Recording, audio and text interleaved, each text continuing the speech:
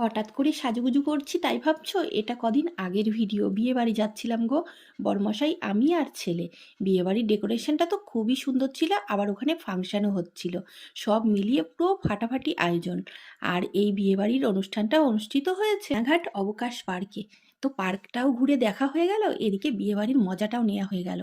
সমস্ত স্টলের খাবারগুলো খেতে খেতে আমার পেট পুরো ভরে গেছিল।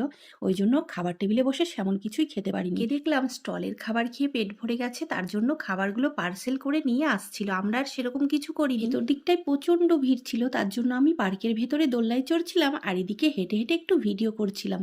তো ছেলে ফুচকা নিয়ে এসে দিল, দুজনে মিলে একটু সস ফুচকা খেয়ে নিলাম।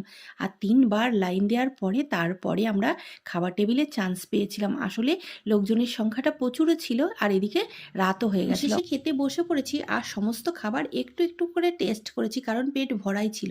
আর এদিকে এসে দেখি সবাই নাচ গানে মেতে উঠেছে, আমরাও বাড়ির পথে রওনা দিলাম।